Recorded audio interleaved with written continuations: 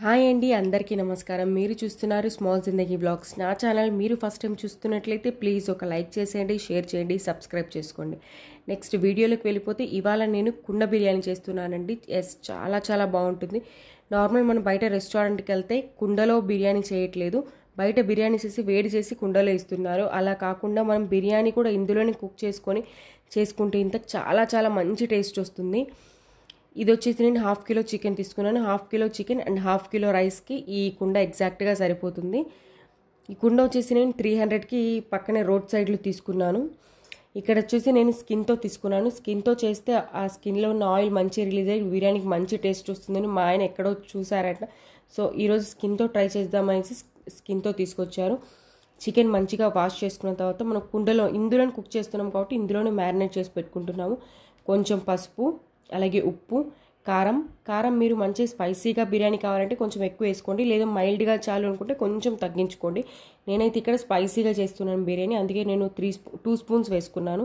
Next 2 spoons అల్లం వెల్లుల్లి paste, అలాగే కొంచెం ధనియాల పొడి, నెక్స్ట్ బిర్యానీ మసాలా. నేను కొంచెం ఇది వచ్చేసి షాహీ బిర్యానీ మసాలా, ఎవరెస్ట్ వాళ్ళ షాహీ బిర్యానీ మసాలా.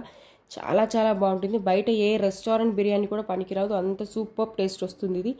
నెక్స్ట్ కొంచెం గరం మసాలా వేసుకున్నాను, అలాగే పెరుగు వచ్చేసి కమ్మటి పెరుగు వేసుకోండి, చాలా బాగుంటుంది టేస్ట్. 2 స్పూన్స్ పెరుగు వేసుకున్నాను. నెక్స్ట్ ఇందులో 1/2 లెమన్.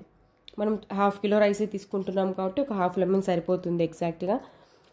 లేదు మీరు కొంచెం జ్యూస్ తక్కువ ఉందనుకుంటే 1 లెమన్ కూడా వేసుకోవచ్చు. 1/2 లెమన్ వేసుకున్న తర్వాత కొంచెం పుదీనా, అలాగే కొంచెం కొత్తిమీర కూడా ఇందులోనే వేసుకుంటున్నాను. వేసుకొని మంచిగా మ్యారినేట్ చేసుకున్న తర్వాత ఇందులో కొంచెం ఆయిల్, 1 స్పూన్ ఆయిల్, అలాగే 1 స్పూన్ గీ కూడా వేసుకోవాలి. బిర్యానీకి గీ మంచి టేస్ట్ వస్తుంది. ఇవన్నీ వేసి కలుపుకున్న తర్వాత ఒక టైం ఉంటే ఒక 30 మినిట్స్ లేదా ఒక 1 అవర్ మ్యారినేట్ చేసి పెట్టుకోండి. ఆ జ్యూసెస్ అంతా మంచిగా చికెన్ పట్టుకొని చాలా చాలా బాగుంటుంది. ఈ అంచుల వెంట ఏదైతే మసాలా ఉందో ఆ మసాలా కూడా మంచిగా క్లీన్ చేసుకోవాలి, లేదంటే అడుగంటుతుంది. సో మంచిగా కడిగేసుకోవడం కాదు, మంచిగా తుడుచుకొని మసాలా అందులోనే వేసుకోవాలి. 1 స్పూన్ ఆయిల్, 1 స్పూన్ గీ కూడా వేసుకున్నాను. మంచిగా ముక్కకు మంచిగా మసాలా అంటేలాగా మంచిగా మ్యారినేట్ చేసుకోవాలి.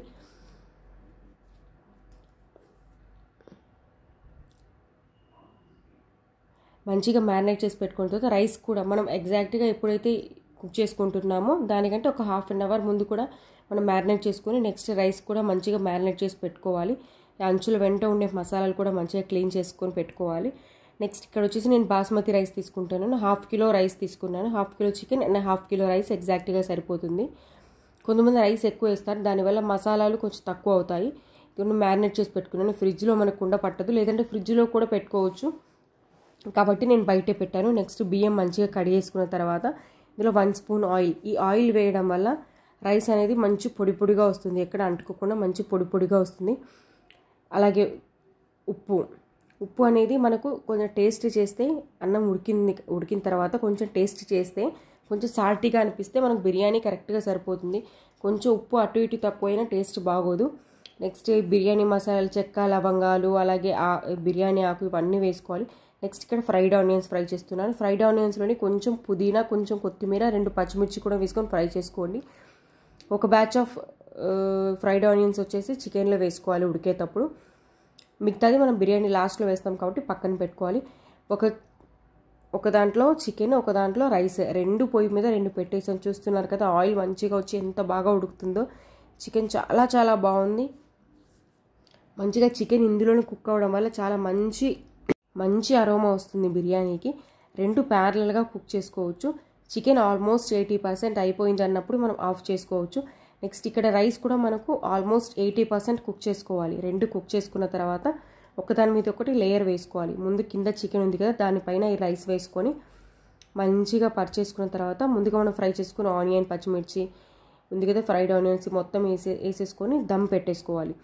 దమ్ము మీరు కావాలంటే పిండి అదంతా పెట్టుకోవచ్చు, అదంతా పెద్ద పని అనేసి నేనైతే ఒక క్లాత్ వేసుకొని పెట్టేసుకున్నాను. అలాగే కొంచెం గీ కూడా పైన వేస్తున్నాను. అలాగే చిటికెడు బిర్యానీ మసాలా, గీ వేసుకొని ఎంత నెయ్యి వేసుకుంటూ బిర్యానీ అంత అరోమాటిక్గా వస్తుంది.